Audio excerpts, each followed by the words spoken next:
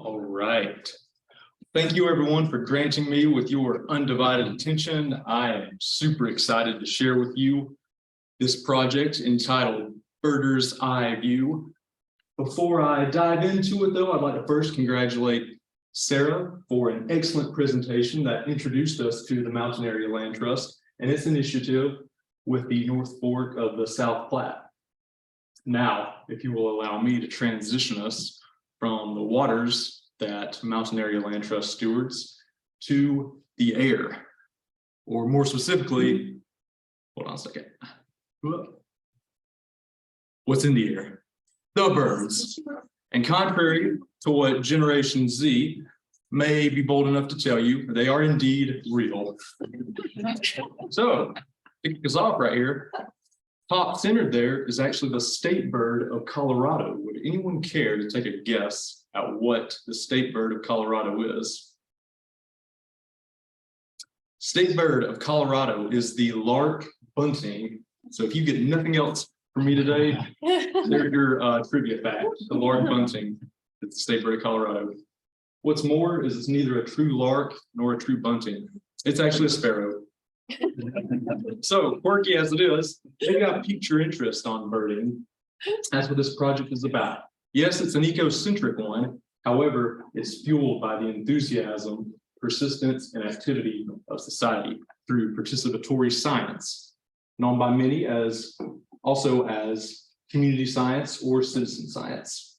I would like to thank Mountain Area Land Trust, or as I will be referring to it affectionately the rest of the way as MALT, its acronym, for really granting me a lot of independence in designing this project.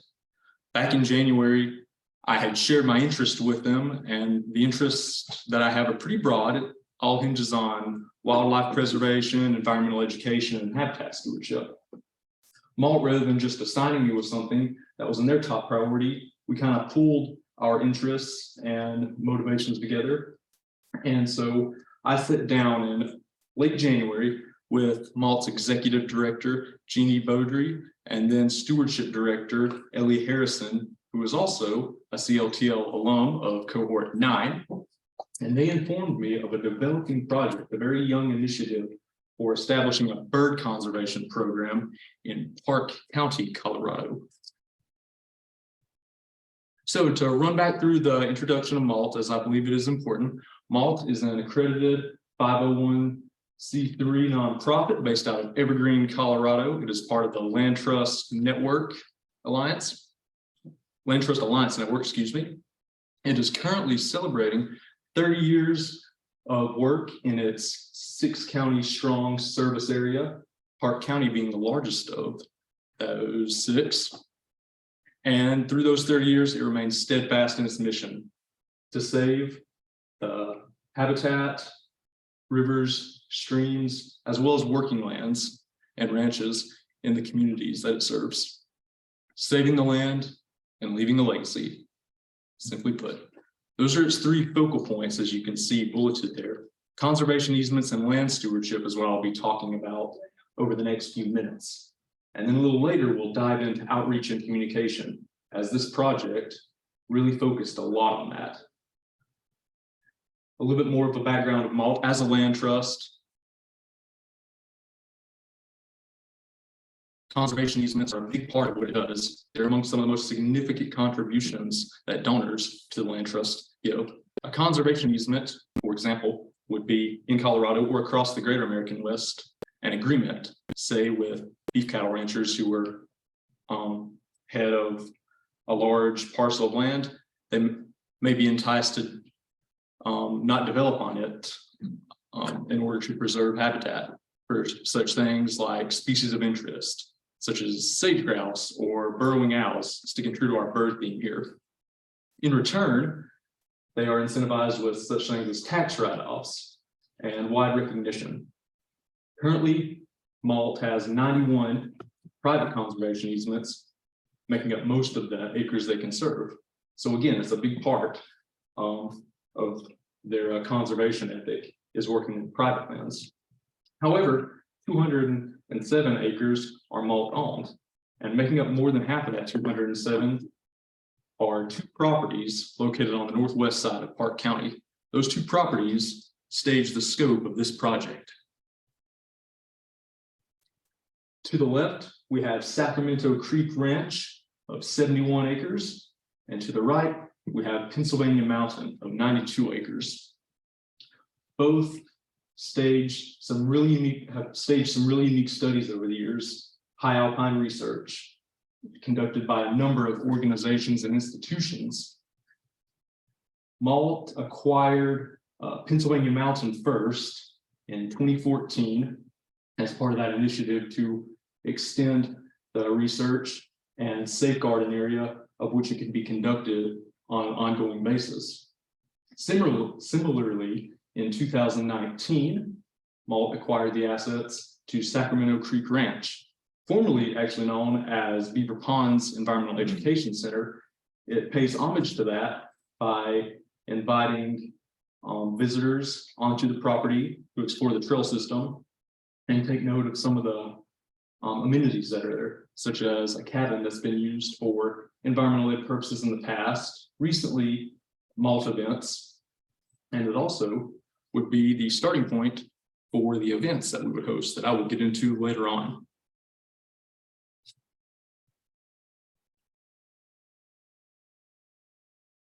So before I really get going with the project, I want to give you a social ecological context of Park County. Again, it is the largest of the 6 county service area.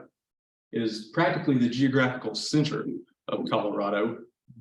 If you've driven the route of Highway 285 from Denver, you've probably wound through the Platte River Canyon, gone up to Kenosha Pass. If any of you are fall leaf crazies out there, you know exactly what I'm talking about.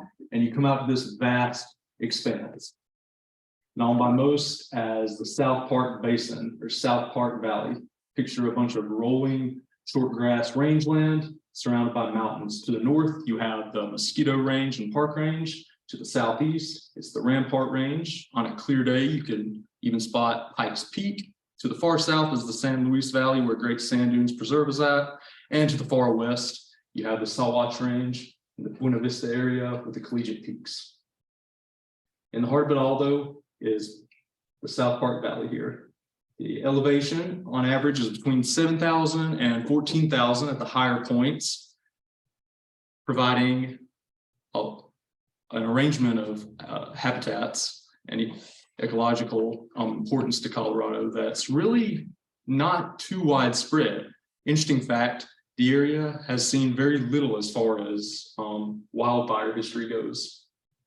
And that's very key to some of these ecosystems, from the mixed conifer forests dominating sort of the slope up to the tundra, the alpine tundra up where the 14ers are at, and down to that rangeland.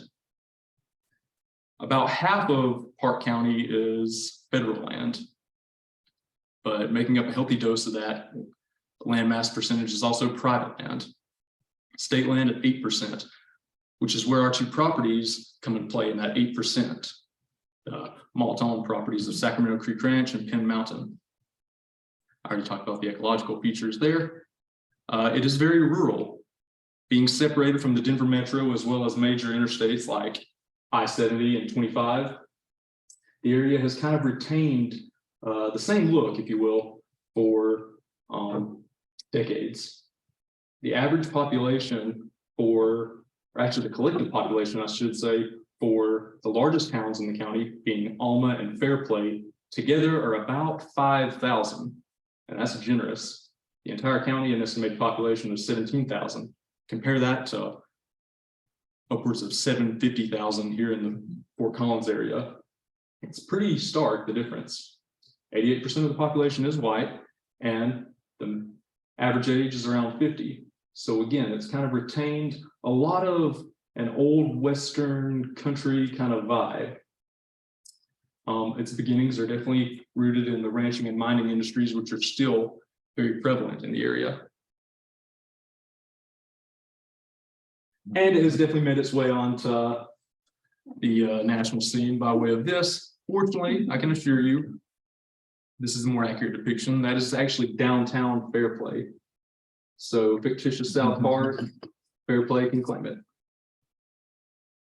And there's an aerial view. To the top towards the mountains over there in that big green space is where our two properties lie. They're separated by about 6 miles, Sacramento Creek Ranch and Penn Mountain. So on to project.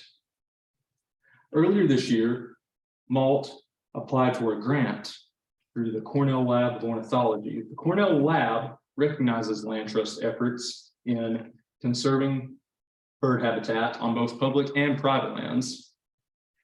It also recognizes and encourages land trusts to sell much in the way of education, promote what the Cornell Lab does, as well as the applications it has in getting folks involved in community science. So, Malt wrote a proposal entitled Growing Bird Conservation in Park County. That proposal went to the Cornell Lab with hopes that it would receive a grant of around $5,000 that would be used towards providing the materials for a series of workshops, as well as some interpretive wayside exhibits, signs at the properties. So with that being said, the goals of this summer were to increase awareness and spur involvement in Park County. Now, it should be understood that Park County, given its size and given its scenic value and much of its natural and cultural heritage being very much appreciated by its locals and those who travel through it, it's still very much lacking in data, particularly from the Cornell Lab and on bird research. Although it's had lots to do with the alpine research that have been done on the two properties, bird conservation, there's lots of room there. There's lots of questions that have never really been hit on. So that was the first goal. The second goal this summer was to develop an official bird monitoring plan. This would act as a comprehensive guide that informs Malt as well as volunteers on how they can go about structuring this program that is adaptive and will continue to grow as we progress. To match the CLTL core objectives here, I've already talked a little bit about it, but analyzing issues from multiple perspectives. Again, this is an area that definitely champions its scenic value and its ecological features. However, a lot of the area really hasn't had a whole lot to do with participatory science. There's not been a lot in the way of programs. So how would locals react to this? How would we entice them to come and get involved with this? Some just, again, are very unfamiliar with it. What we wanted to do was bring the tools of the Cornell Lab, very easy, user-friendly tools, to them and get them motivated and impassioned just as we are. Collaborating with diverse stakeholders. This is more of a long-term effort that's going to continue to grow. While our focus was mostly on getting anyone to come onto the properties, in the long run, it is hoped that Malt hopes that it can use this program to reach out to landowners who may or may not have an easement already with Malt, to also do some bird counts and dive into the data themselves, collect data, I should say. Utilizing systems thinking, again, it's that idea of this is a rural area that's mostly unchanged, but who's to say they don't champion some of this very interesting, very unique features to the area, specifically on these two properties. We want to galvanize that involvement. Next, applying the inquiry tools. I'll definitely dive into that here soon. You'll find out. And then lastly, a big facet of this is effectively communicating conservation. What we're trying to get at here is establish a community science program. So one of them, actually the most important platform that the Cornell Lab of Ornithology uses in its research is eBird. eBird is a brilliant way for anyone, and that's not just the Cornell Lab or the stewardship team at Malt. It can be you and I in this room, as well as locals in Park County. You got a phone, you can download the eBird application. And what it does is it sets you up, given your location on the local hotspots, places where a certain number of bird species have been spotted, and you can submit these counts or checklists. So this was going to be the main platform we used in a series of workshops, showing people how to use the eBird app and hopefully get them involved in coming out and doing it regularly on the properties. Park County has high potential for this, given its ecosystems. However, if you notice on the map here on eBird, this was actually before the workshops, before our 2 hotspots were established. It's definitely lacking in counts as well as the hotspots themselves. Now, if you look where we're at in contrast, the Front Range of Fort Collins is no stranger to eBird. In fact, there could be someone submitting a checklist from campus right now.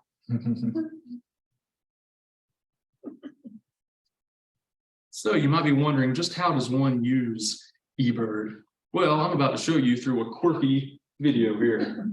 Enjoy. Hey there, thank you for your interest in birding with Mountain Area Land Trust, Evergreen Audubon, or even if it's just on your own accord. We invite you to come out and explore Sacramento Creek Ranch and Pennsylvania Mountain Natural Area. Both properties owned by Mountain Area Land Trust and available to you for exploring the rich ecological features of Intermountain, Colorado. My name is Logan Haynes, and as a project partner with Mountain Area Land Trust, I will be showing you some exciting tools to the trade of birding, specifically 2 applications that you can download for free that are beginner friendly, very efficient, and will put the power of community science in your own hands.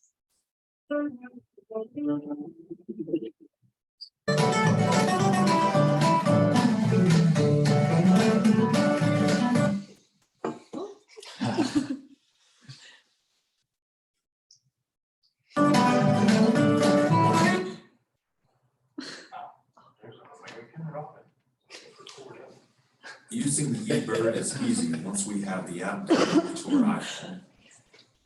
We can simply open up the app when we want to begin eBirding and start a new checklist. You will see that a list of birds will come into play for you, and we will scroll down to find American robin. We will set aside 1 for now. We can also click on the species and manually type in 1. You will also notice too that the Merlin bird ID, if clicked on, will bring back facts about the bird species. It'll also give you a variety of songs and calls that the species makes. This can help you verify your sightings as well as what you hear. It even has a map too. You can look at population distributions. This can also help verify what bird species you saw, depending on what time of year it is. Because we want to keep birding, we can simply keep our list here and open in our tabs, and we can keep on birding.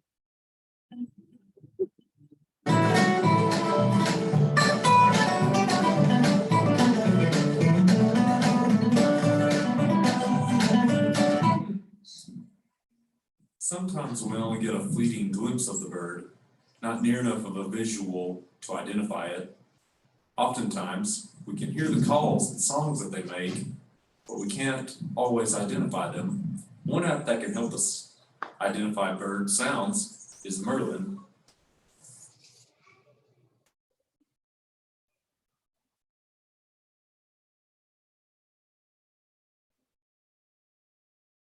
What's weird is the sounds that happen there, but they do. Knowing that we have mountain chickadee and dark-eyed junco, we can then record those in eBird.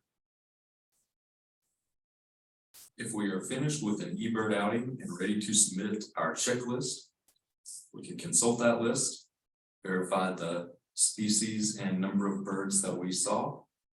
We've got a mountain chickadee, an American robin, and a dark-eyed junco. That sounds correct. We can then verify our hotspot location. So while I currently have Sacramento Creek Ranch selected, the GPS actually currently has me in Fort Collins, Colorado for this segment of the video. We can easily change that to confirm our hotspot location is Sacramento Creek Ranch for this checklist. Likewise, we can change the date. So instead of October 16th, this checklist took place on September 23rd. This is very useful when you have a checklist that you want to add details to, or if you need to change something.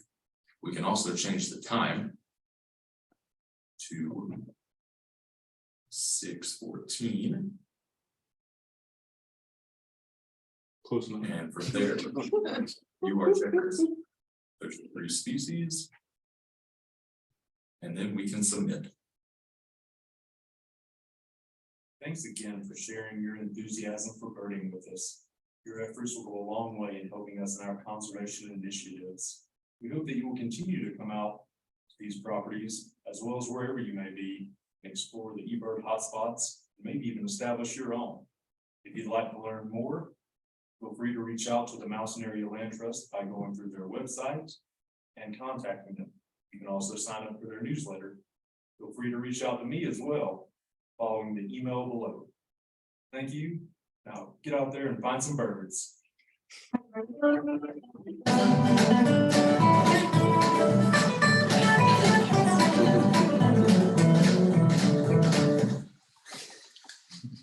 All right, that video would be translated into the workshops that I mentioned earlier. You're probably ready to hear about those now. So back in June, the workshop planning actually took place between Stewardship Director Ellie, myself, and Outreach Coordinator for Evergreen Chapter of Audubon, Emma Lysasik. And what we did was pretty much went into detail on the logistics for these workshops. We ultimately decided that the best time for these to take place would be late August, over the course of the first half of the day, generally when birds are more active. This is the flyer that I created and distributed to local businesses in the towns of Alma and Fairplay. They included the South Park Rec Center, the Visitors Center, South Park Brewing, several coffee shops, bulletin boards in town, High Mountain Sports, stuff like that. As well as, it should be understood too, that we needed a platform for people to register for these workshops on. So thanks to the help of Emma and Audubon, they were able to use their platform for registration and reach out to their entire community. We were also able to advertise the series of workshops on social media. So the Facebook pages of both Malt and Evergreen Audubon. And from there, we distributed surveys, pre-workshop surveys and post-workshop surveys. I was tasked with this using Qualtrics. Basically, these surveys consisted mostly of quantitative data, asking general questions like, have you gone birding before? Do you know how to use binoculars? Stuff like that. Not really a binoculars question, but basically we wanted to get a general sense of people's comfortability with field science and involving themselves in basic accounts, whether they've used stuff like iNaturalist or even eBird in the past. I'll show you a few samples of the questions that we asked. A lot of the questions that we asked in the pre-workshop surveys, we asked in the post-workshop surveys. Many of these actually included beginner bird ID, so we'd have a picture of a bird, see if people were kind of in the ballpark of what kind of bird that was, and then we asked the same question in the post-workshop survey. Pre-workshop surveys were sent roughly for each workshop. Post-workshop surveys were sent the day after. While people's heads are kind of still in the game. So here's an example question as seen what the workshop survey would look like seen from somebody's phone, tablet. Fortunately, no one answered Emperor Penguin. Actually, everyone on the pre-workshop survey answered black-billed magpies, so we were off to a great start with that one, and several others were the same. Other questions that went more into detail on stuff like limiting factors and barriers to birding, we were very interested in. As you can see, two of the biggest barriers were time, what's in red, and then lack of confidence in bird ID. Fortunately, the workshops were all about answering the latter there in purple, showing people how to use eBird. That's a big part of that answer to lack of identification, because otherwise people are going off of the notion that they may need field guides or need to take a class on ornithology, so on and so forth. So we were pretty confident in fixing that ourselves for the most part. You know, it's still gradual, the learning process. Time, on the other hand, is a little bit different. To answer that, we're going to need a little bit more time.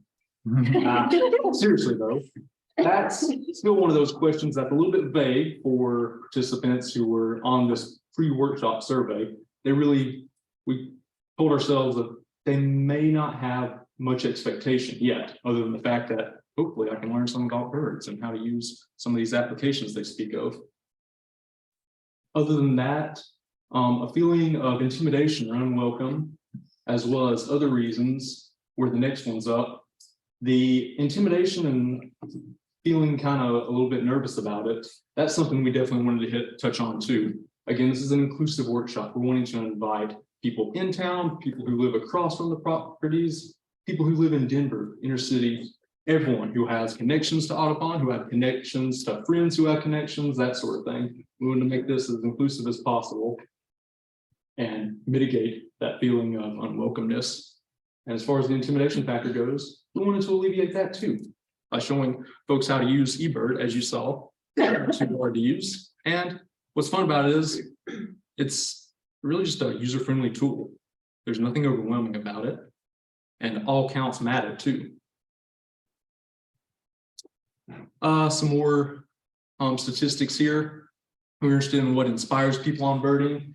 And again, going in with the basic assumption of I'm going to learn something about the tools for bird identification.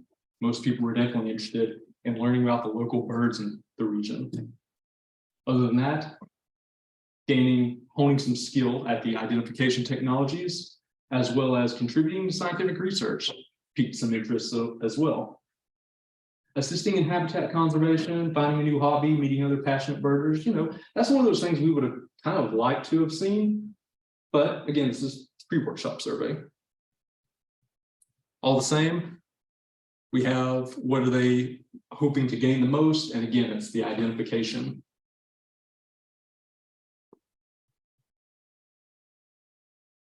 I'm gonna go back to that really quick. What was a little bit concerning to myself was the fact that no one checked in the category of regular involvement.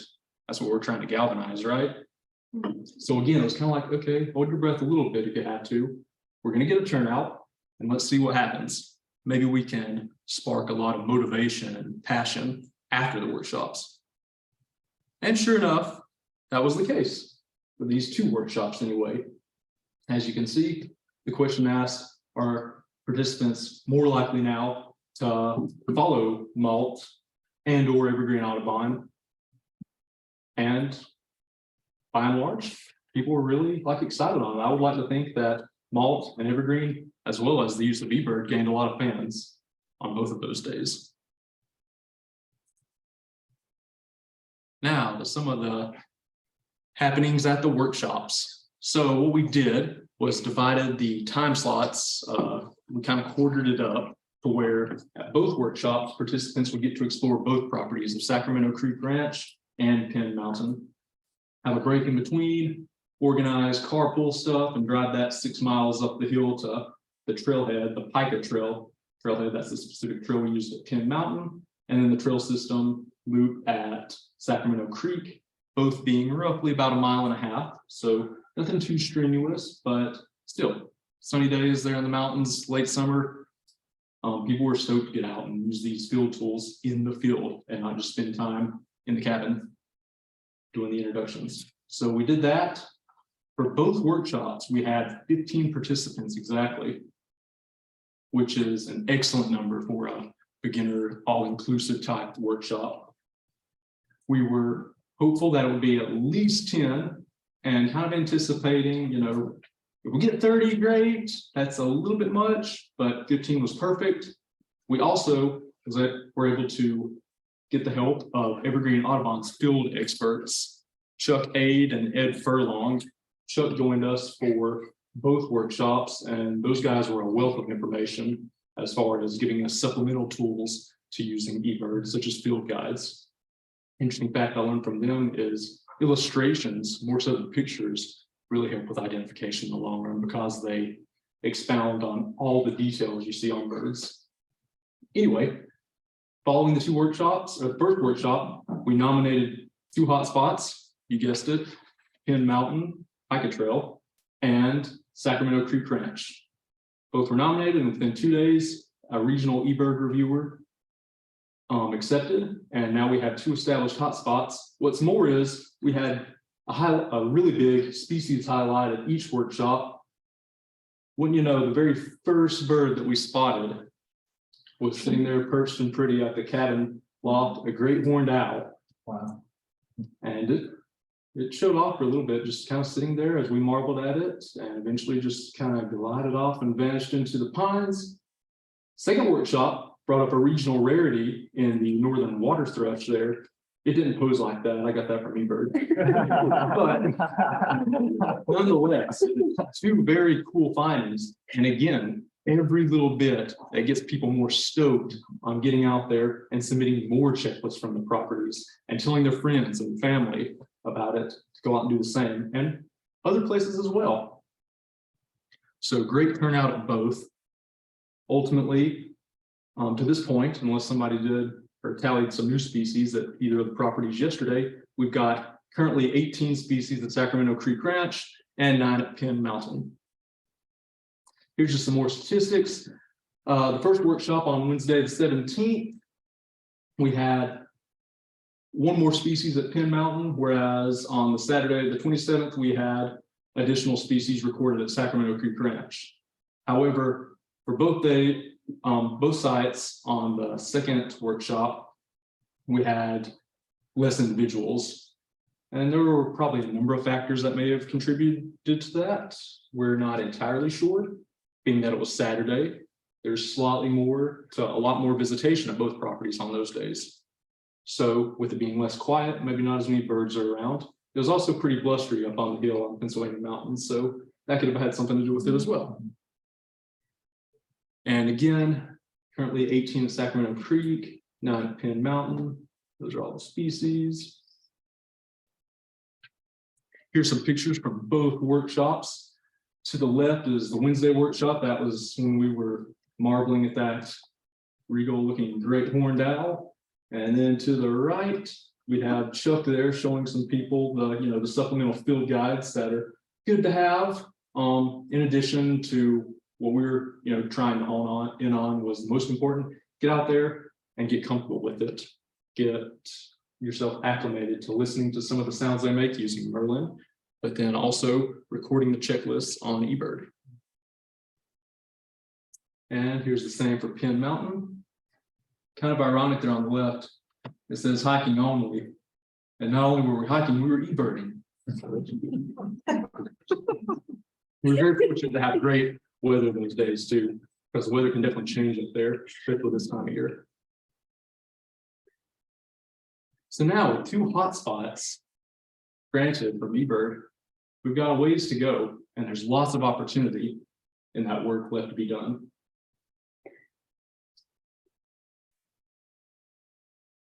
There's some more current stats. This is what it would look like if you were to go to eBird right now and search Sacramento Creek Ranch and Pennsylvania Mountain. From there, I was tasked with designing the monitoring plan, and that was the bulk of my summer, working on and off on that. Again, this is that comprehensive guide that will guide Malt as well as a stewardship team and volunteers sections out of that piece in carrying out this program. While we had a series of workshops, we can also replicate those workshops in other places during different seasons. We can do it over migration courses of birds. It really opens up a whole suite of programs, and that's what this guide talks about, in addition to other things like the conservation approach to all of this. Why are we doing it? We're trying to establish that sense of place on the ecological realm here in Park County and get people to visit these properties too. Establish that connection. Furthermore, do you remember that grant that I had mentioned earlier on in the presentation? Well, this was another piece of what that would, the funds from that grant would secure. And that is the finalized version of the wayside interpretive sign that is 24 inches by 24 inches, designed using the uniform design of Mountain Area Land Trust other signs. What it is basically just going over the fact that Sacramento Creek is a hotspot. It comes with the 2 QR codes that anyone can just take a snapshot of and immediately download eBird. And it comes with a little bit of motivation to get them going.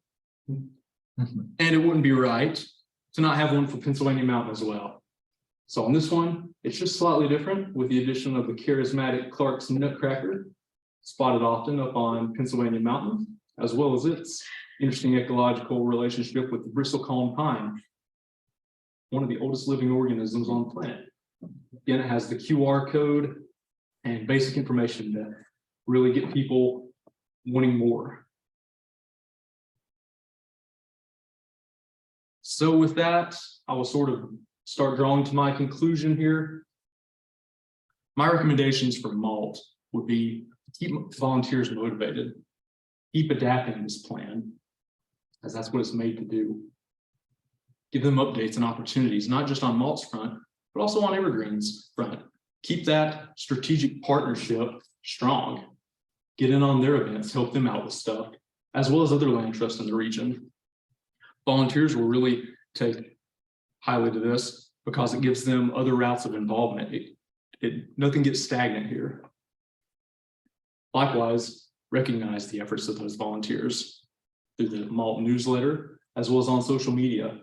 These volunteers are putting in strong efforts to bring up some key findings that go towards bird research for the Cornell Lab and really shines on MALT's part. Furthermore, add some variation to the location and the events. I've talked a lot about Pennsylvania Mountain and Sacramento Creek today. MALT can decide to branch out as well. Perhaps another property such as the Annaloo Woolridge 44-acre property closer to Conifer might be a good spot to host a workshop like this or a series of workshops. Likewise, other projects, public projects, like the Floyd Hill open space closer to Denver, which incorporates a lot more acreage, could be a great opportunity for something like this. And this last one's a little bit vague, but this bird conservation initiative can really spearhead other conservation projects as well. Things that focus on other species, on other ecosystems, on other communities and their connections with these places. It's really open-ended. So with that, I would just like to finish off for good here on a reflection. I'd like to first thank MALT and CLTL for giving me that embrace and rightful push to go forward with this. I came into this program wanting to reactivate, and now I realize I've only activated it for good, my professional drive.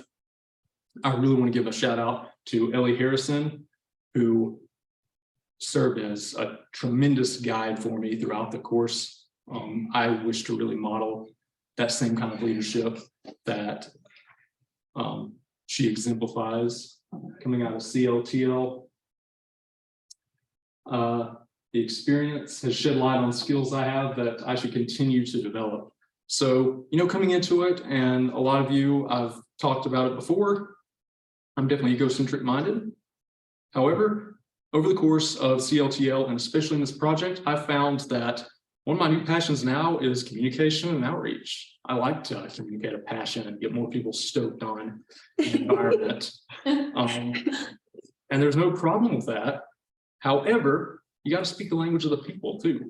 I can't be the guy who stows away in the woods and wants to make conservation developed around that.